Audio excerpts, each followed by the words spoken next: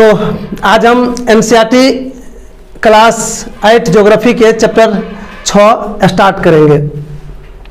बता दें कि चैप्टर का नाम है मानव संसाधन। जैसा कि आप लोग सभी में चैप्टर में सुनते आए हैं कि कोई भी चैप्टर का जो नाम होता है वह उस चैप्टर की आईना होती है। उस चैप्टर में का टोटल सारांश उसके नाम में छुपी हुई रहती है। तो उसी में से हम आज कुछ खोद के निकालते हैं कि क्या क्या छुपा हुआ है इसमें। चैप्टर का नाम है मानव संसाधन। मानव संसाधन दोनों शब्द को मिलाकर अर्थ बताने से पहले हम आपको संसाधन बताने जा रहे हैं कि संसाधन क्या है। संसाधन का वैसे तो बहुत लंबी चौड़ी परिभाषा दी जा सकती है, दिया भी गया है, बहुत बड़े विद्वान इसके परिभाषित किए हैं, लेकिन हम एक छोटा सा परिभाषा देने जा रहे हैं कि उपयोगी वस्तु को संसाधन कहा जाता है। अर्थात दूसरे शब्द में हम कहें कि मानव की आवश्यकताएं, मानव की इच्छाओं को पूरा करने वाली जो भी वस्तुएं हैं उसे क्या कहा जाता है?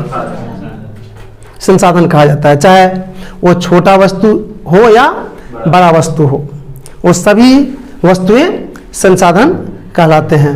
अब यहां पर है मानव संसाधन। मानव भी तो समझ में करते हैं कि जितने भी जीव जंतु हैं उसमें से सबसे बुद्धिजीवी जीव कौन है? मानव है। यही परिभाषित कर सकते हैं। और मानव सभी जीव हो कि कोई भी चीज हो, सबको अपने बस में किए हुए हैं, इसलिए उसको बुद्धिजीवी माना। भले ही मानव से ताकतवर हैं बहुत सारे जीव, लेकिन बुद्धिजीवी सबसे ज्यादा ये है। नहीं, अगर ऐसा नहीं रहता तो बाघ जैसे जानवर को ये पिंजरा में बंद करके रखते हैं। बहुत ताकतवर है कि नहीं है?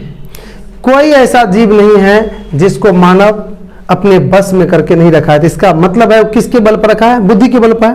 तो इसलिए बुद्धिजीवी के श्रेणी में सबसे ऊपर अगर किसी जीव का नाम आता है तो वह है मानव। अब आइए मानव संसाधन। अभी अभी आपने सुने कि संसाधन उसे कहते हैं जो मानव के उपयोग में आते हैं। हम थोड़ा सा उसको चेंज करते हैं। मानव जिसको उपयोग करते हैं वो संसाधन कहलाते हैं। ऐसे में थोड़ा सा चेंज किया मैंने कि मानव जिसको भी उपयोग करते हैं वो क्या है? और किस लिए उपयोग करेगा? वो अपनी आवश्यकता को पूरा करने के लिए करेगा वो। तो यहां पर मानव संसाधन है। तो मानव खुद दूसरे मानव को क्या करते हैं? अपनी आवश्यकता के पूरा करने के लिए उपयोग करते हैं। चाहे आप देखिए भी बूढ़े जब हो जाते हैं तो पानी मांगते हैं किसी बेटा पोता को, तो उस टाइम वो बूढ़े का जो पोता हुआ पानी जो ला के दे तो क्या हो गया? उसके लिए संसाधन हो गया। यहाँ पर भी शिक्षक भी एक छात्र को कहते हैं कि आप अमुक काम कर दीजिए, तो छात्र वहाँ पर उस शिक्षक के लिए क्या हो गया? तो इस तरह से देखा गया कि मानव भी क्या है? एक संसाधन है। लेकिन संसाधनों में सबसे ऊपर स्थान किसका रखा गया? मानव का। चूंकि कोई भी वस्तु को संसाधन का रूप कौन देता है? मानव देता है। मैं थोड़ा सा और बता दूं। एक ज्योग्राफी के बहुत बड़े विद्वान है जिम्मरमैन जी, उसका स्टेटमेंट है कि संसाधन होते नहीं है, बनते हैं या बनाए जाते हैं। उन्होंने मानव संसाधन कितना ताकतवर है, कितना महत्वपूर्ण है, उस पर उन्होंने प्रकाश डालते हुए सीधा स्पष्ट शब्द कह दिया कि कोई भी संसाधन होते नहीं है, उसको मानव बनाते हैं। जब मानव उसको उपयोग कर लेते हैं तो संसाधन की श्रेणी में आ जाते हैं, और जब मानव उसका उपयोग नहीं करते हैं तो संसाधन की श्रेणी में नहीं आते हैं। तो इससे स्पष्ट हो गया कि मानव एक ऐसे जीव हैं जो किसी भी वस्तु को संसाधन की श्रेणी में ला सकते हैं, किसी भी वस्तु को संसाधन की श्रेणी में लाए हैं। और मानव खुद एक अपना क्या है? संसाधन है। चूंकि हमने अभी भी बताया कि एक छात्र हैं जिसको मैंने कहा कि कोई सामान लाइए, तो उन्होंने ला के दिया तो मेरे लिए वो संसाधन हो गया। तो मानव भी क्या हो गया? संसाधन। लेकिन संसाधन के श्रेणी में सबसे सुपर मानव हो गया। तो शायद मानव संसाधन समझ गए। अर्थात मानव संसाधन का तात्पर्य हो गया मानव की शक्ति से, मानव की संख्या से, मानव के बुद्धि विवेक से, मानव की उपस्थिति से, मानव की शिक्षा से, मानव के लिंग से, जितना भी चीज मानव से जुड़े हुए हैं वो क्या कहलाएगा? मानव संसाधन। अर्थात मानव संसाधन के अंतर्गत ही हम क्या पढ़ेंगे, क्या सब पढ़ेंगे कि किसी भी क्षेत्र की जनसंख्या पढ़ेंगे, हम किसी भी क्षेत्र की जनसंख्या का वितरण पढ़ेंगे, किसी भी क्षेत्र की शिक्षा की स्थिति पढ़ेंगे, किसी भी क्षेत्र में काम करने की क्या सिस्टम है, क्या व्यवस्था है, वो पढ़ेंगे। अर्थात सीधा हो गया कि इस चैप्टर में अर्थात एनसीईआरटी के ज्योग्राफी 8 क्लास के जो चैप्टर 6 है, इसमें हम पढ़ेंगे कि मानव क्या है, मानव की पूरी दुनिया, चूंकि वर्ल्ड ज्योग्राफी पढ़ रहे हैं, पूरे दुनिया में कितनी जनसंख्या है, क्या स्थिति है, उसका जनसंख्या घनत्व कितना है, कहीं पर जनसंख्या अगर कम है तो क्यों है, कहीं पर ज़्यादा है तो क्यों है, उसकी शिक्षा की स्थिति क्या है, नहीं है, टोटल। अर्थात सीधा सीधी समझ लीजिए कि इस चैप्टर में हम लोग मानव के विषय में एक एक छोटे से छोटे और बड़े से बड़े पहलू का अध्ययन करेंगे। तो शायद क्लियर हो गया। मानव संसाधन मतलब नहीं, मानव संसाधन का तात्पर्य मानव से है, सीधा इतना कि मानव संसाधन का मतलब मानव से है।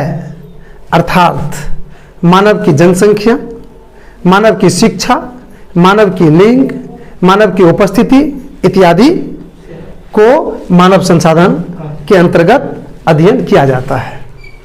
अब देखिए कि चैप्टर 6 में शायद ये भी मालूम है कि हमने जब पढ़ाना शुरू करते हैं तो जितनी भी चीज पढ़ाना होता है सबको एक एक करके पॉइंट में लिखते हैं, और इसमें 11 गो पॉइंट है।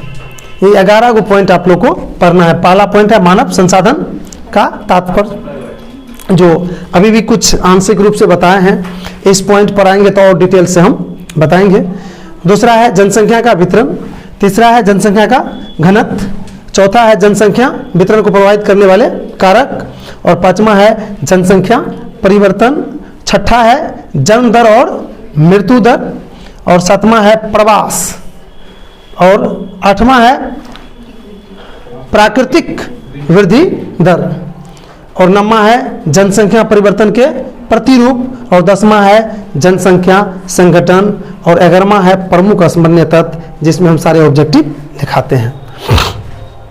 तो ये 11 पॉइंट पढ़ना है। अभी भी टाइम है 1 मिनट, अगर आप 1 मिनट में थोड़ा सा हम बोलते हैं वो सुन लीजिए। आइए यहाँ पर 1 नंबर पॉइंट पर हम बात करते हैं, मानव संसाधन का तात्पर्य। आपने अभी भी क्लियर शब्द में समझ गए कि मानव संसाधन का मतलब मानव से है। अब मैं पूरे दुनिया के मानव संसाधन का थोड़ा चर्चा करने जा रहे हैं, परिचय देने जा रहे हैं कि पूरे दुनिया में क्या है नहीं है। शायद मालूम होगा कि पूरी दुनिया की जनसंख्या लगभग 8 अरब तक पहुंच चुकी है, सभी को मालूम होगा। और आपको यह भी मालूम होगा कि पूरी दुनिया में जो जनसंख्या है वह जनसंख्या हर जगह एक समान नहीं है, कहीं कम तो कहीं ज़्यादा है। मैं थोड़ा सा आपको आभास करा दूं कि पूरी दुनिया की जो जनसंख्या के जो स्थितियां हैं वो बड़ी असमानताओं में काफ़ी अधिक असमानता है।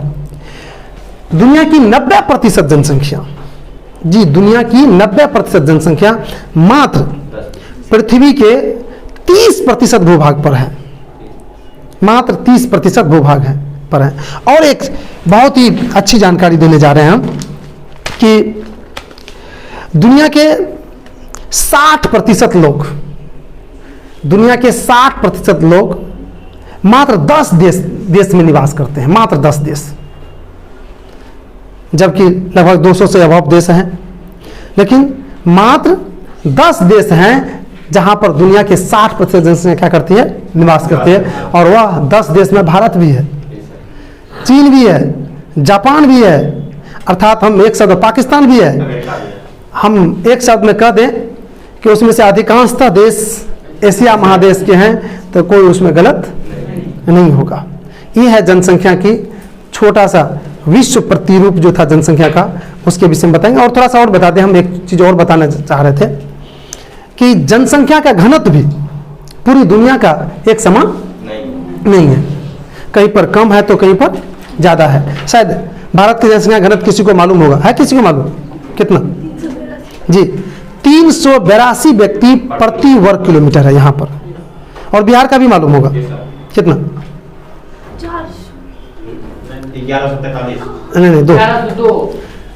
1102 व्यक्ति बिहार में है प्रति वर्ग किलोमीटर।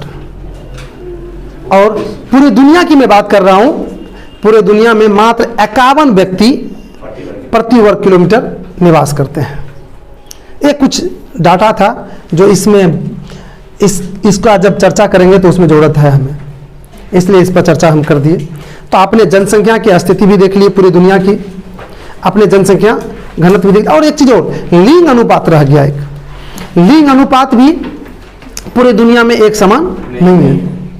कहीं पर लड़कियां ज़्यादा है तो कहीं पर लड़का कम है, कहीं पर लड़का ज़्यादा है तो कहीं पर लड़कियां कम है। ये भी कहीं पर, और इतना ही नहीं है, कहीं कहीं पर तो लिंग अनुपात घटने की जो दर है वो भी अटपटांग है। कहीं पर लड़कियां घट रही है तो कहीं पर लड़का घट रहा है। अर्थात ये सारी रोचक जो क्वेश्चन है वो आज नहीं बता पाएंगे।